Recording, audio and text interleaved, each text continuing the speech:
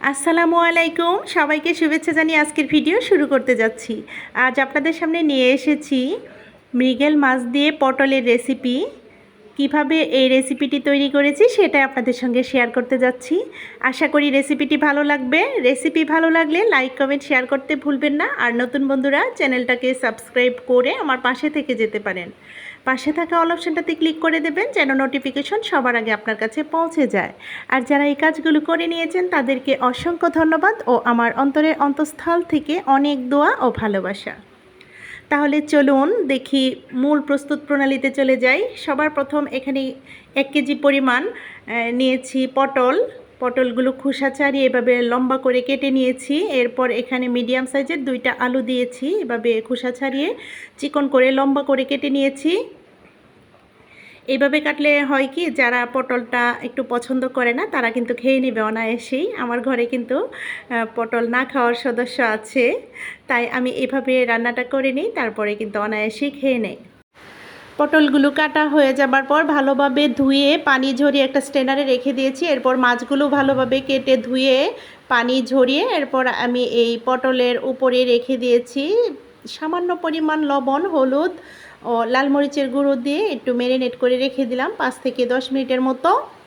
এরপর চুলাতে একটা কড়াই বসিয়ে দিয়েছি। কড়াইতে সয়াবিন তেল দিয়ে দিলাম, দিয়ে একটু ঘুরিয়ে নিলাম সমস্তটাতে যেন তেলটা লেগে যায়, মাছগুলো যেন ভেঙে না যায় সেজন্য। এখন একে একে মাছগুলো ভেজে নেব। তেলটা গরম হয়ে আসার পর আমি মাছের ম্যারিনেট করা মাছের টুকরোগুলো দিয়ে দিচ্ছি। আমি মৃগেল মাছ দিয়ে করেছি, আপনারা যে কোনো মাছ দিয়ে রান্নাটা করে নিতে পারেন। অবশ্যই আমি নতুন রাঁধুনিদের উদ্দেশ্যে বলছি।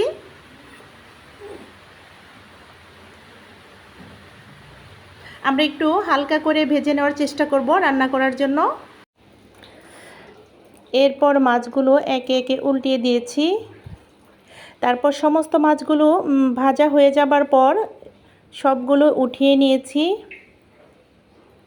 উঠিয়ে নেওয়ার পর অবশিষ্ট যে তেল ছিল সেই তেলে দিয়ে দিলাম এখানে মিডিয়াম সাইজের 3টা পেঁয়াজ কুচি দিয়ে ভালোভাবে নাড়াচাড়া করে নিচ্ছি। এরপর এখানে হাফ টেবিল চামচ পরিমাণ আদা রসুন বাটা দিয়ে দিলাম, কাঁচা গন্ধ যাওয়ার আগ পর্যন্ত একটু ভেজে নেব। এরপর এখানে পরিমাণ মতো লবণ দিয়ে দিয়েছি, লাল মরিচের গুঁড়ো হাফ টেবিল চামচের চেয়ে কিছুটা কম হবে, ধনিয়া গুঁড়ো, জিরা গুঁড়ো আর দিয়েছি এখানে হলুদ গুঁড়ো।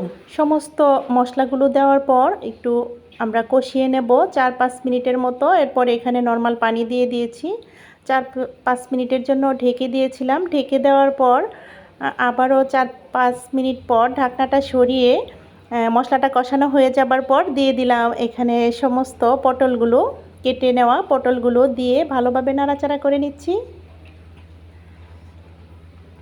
মশলার সঙ্গে যেন কষানো হয় সেভাবে আমরা নাড়াচাড়া করে নেব। এরপর আবারও আমি 5-6 মিনিটের জন্য ঢেকে দিয়েছিলাম। 5-6 মিনিট পর ঢাকনাটা সরিয়ে আবারও একটু নাড়াচাড়া করে নিচ্ছি। আমরা যদি এরকমভাবে পটলটা কেটে নিই তাহলে কিন্তু যারা পছন্দ করে না তারাও খেয়ে নেবে, একবার চেষ্টা করে দেখতে পারেন।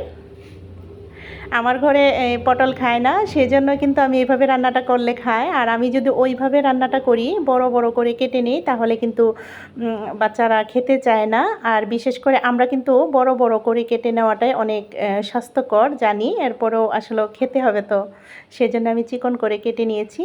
এরপর এখানে কিছু গরম পানি দিয়ে দিলাম, একদম চচ্চড়ি টাইপের হবে। গরম পানি দিয়ে একটু নাড়াচাড়া করে দিয়ে দিলাম এখন ভেজে রাখা মাছগুলো, সমস্ত মৃগেল মাছগুলো দিয়ে দিলাম। দিয়ে হালকা একটু নাড়াচাড়া করে ঢেকে দেব এখানে 10 থেকে 15 মিনিট জাল করে নেব।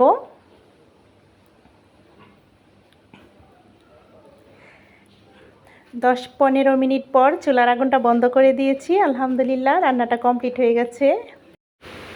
হয়ে গেল মৃগেল মাছ দিয়ে পটলের সুস্বাদু চচ্চড়ি। আমরা কিন্তু দুপুরবেলা এই রেসিপিটা রাখতে পারি, খুবই সুস্বাদু হয়। যারা এই পটলটা পছন্দ কম করেন তাদের জন্য কিন্তু এরকমভাবে রেসিপিটা তৈরি করে নিলে খেতে পারবে, আশা করছি। একবার হলেও ট্রাই করবেন আমার মতো করে। তো আমি একটু সার্ভ করে দেখিয়ে দিচ্ছি, একটু সাদা ভাতের উপরে বাটিতে আর সার্ভ করিনি। দেখুন কতটা লোভনীয় লাগছিল, সত্যি অনেক সুস্বাদু হয়েছিল। আমি কিন্তু এখানে অল্প অল্প মশলা দিয়েছি। আর আমার ঘরে কিন্তু প্রচুর সবজি খাই, আমরা সবাই একটু সবজি বেশিই খাই। মাছটা কম হলে চলবে, কিন্তু সবজিটা কিন্তু বেশি খেতে হয়। তবে সিজনলি সবজিগুলো আমরা সবগুলো সবজি খেতে চেষ্টা করব। আমি আসলে বাচ্চাদেরকে ওইগুলো থেকে বঞ্চিত রাখি না। আমি চেষ্টা করি যদি নাও খায় রান্নার মধ্যে ভিন্নতা আনতে, তখন কিন্তু অনায়াসেই খেয়ে নেয়। আশা করি আপনাদের ভালো লেগেছে। তো আগামী ভিডিও দেখার আমন্ত্রণ জানিয়ে আজকের মতো ভিডিওটা এখানেই শেষ করব। সবাই ভালো থাকবেন, সুস্থ থাকবেন, আমাদের পাশে থাকবেন, আমাদের জন্য দোয়া করবেন। আল্লাহ হাফেজ, আসসালামু আলাইকুম।